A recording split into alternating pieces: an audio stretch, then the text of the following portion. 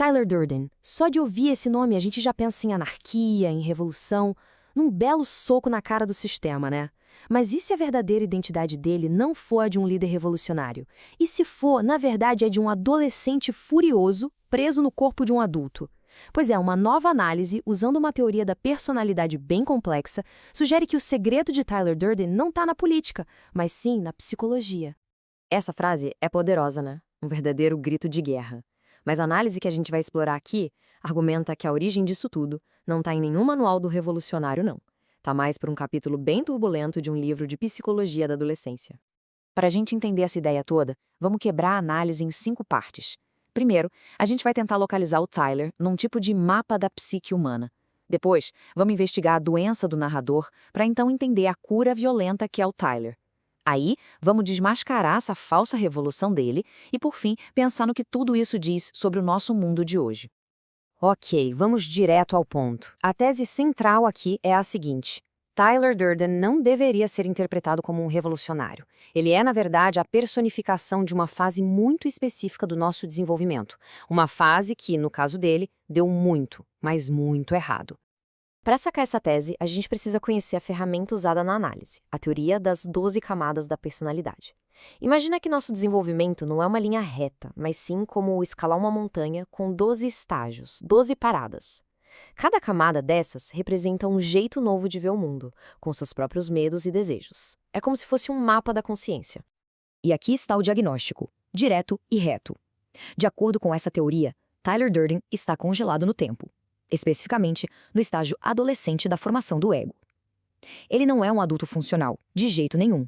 Ele é a explosão atrasada e violenta de uma fase que o narrador nunca conseguiu superar. Agora, um ponto crucial. Para entender a cura, que é o Tyler, primeiro a gente precisa entender a doença, que é o narrador. Afinal, o Tyler não surge do nada, né? Ele é uma resposta a uma estagnação psicológica muito profunda. A teoria propõe uma ferramenta de diagnóstico bem curiosa, chamada teste da dor. A ideia é simples. A natureza do nosso sofrimento revela em qual camada psicológica a gente está preso. A pergunta-chave é: onde dói mais? E quando a gente aplica esse teste no narrador, o diagnóstico fica claríssimo.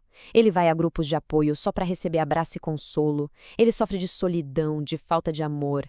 A obsessão dele por imóveis é descrita como um instinto de ninho, uma busca por um lugar seguro, quase mútero. Ele está completamente preso na camada 4, a camada da história afetiva, daquela necessidade infantil de ser cuidado. E é exatamente para se opor a essa passividade toda da camada 4 que o Tyler Durden aparece. Ele não é um amigo, ele é um antídoto, uma força corretiva e, vamos combinar, extremamente violenta, projetada para arrastar o narrador à força para o próximo estágio. E aqui a gente vê a virada de chave.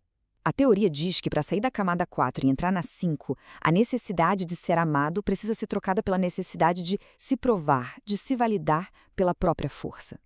Essa é, em essência, toda a filosofia de Tyler Durden. E isso, claro, nos leva ao clube da luta. Aquilo não é só violência por violência. Dentro dessa análise, o clube funciona como um mecanismo, um rito de passagem, atrasado. Pensa bem, numa sociedade que valoriza o conforto e evita a dor, o clube cria artificialmente o tal teste de força que esses homens precisam para amadurecer e superar essa frase. Vamos usar o teste da dor de novo. A dor do narrador é a rejeição. Agora, o que apavora o Tyler? Não é ser rejeitado. É ser fraco, impotente, medíocre. Ele não quer ser amado, ele quer ser poderoso. O sofrimento dele é puro suco da camada 5. Ok, tudo bem. Mas e o projeto Mayhem? E a destruição dos prédios das operadoras de crédito? Isso não parece coisa de adolescente. Parece uma revolução de verdade. Bem, é aqui que a análise introduz um conceito-chave para a gente desvendar essa ilusão. O conceito é pseudopassagem. A ideia é que é impossível pular as camadas do desenvolvimento. O que se pode fazer é fingir que está numa camada superior, realizando as ações dela, mas com as motivações de uma camada bem inferior. É uma performance, é puro teatro. E essa metáfora do balão é perfeita para ilustrar isso.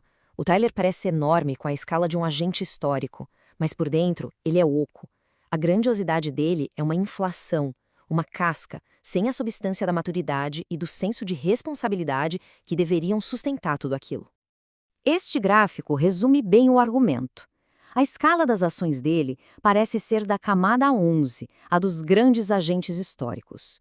Mas o combustível dele é 100% da camada 5, provar o próprio poder, validar o próprio ego. Ele despreza o dever social, que é da camada 7. Portanto, a revolução dele é simulada. É uma birra de adolescente, só que com explosivos. Tudo isso nos leva a uma questão bem maior. Se o Tyler é um sintoma psicológico individual, qual é a doença cultural que ele expõe? Por que, décadas depois, esse personagem ainda ressoa com tanta força? A análise da fonte sugere que uma cultura muito focada em conforto, segurança e validação afetiva, que são os valores da camada 4, acaba sufocando a necessidade do teste de força da camada 5. Ela acaba negando o rito de passagem necessário para a maturidade, e isso cria um gargalo no desenvolvimento. E as consequências desse bloqueio são exatamente o que a gente vê no filme. Indivíduos que nunca superaram a necessidade de afeto da camada 4 simplesmente explodem com a agressividade da camada 5. Na ausência de formas saudáveis de testar a própria força, eles criam clubes de luta secretos e projetos de terrorismo. E isso nos deixa com uma pergunta final bem provocadora. A história de Tyler Durden, vista por essa lente, deixa de ser sobre revolução para se tornar um alerta sobre desenvolvimento reprimido. E ela nos força a questionar. Ao tentar construir um mundo perfeitamente seguro e confortável, será que não estamos, sem querer, criando as condições ideais para o surgimento dos nossos próprios Tyler Durdens?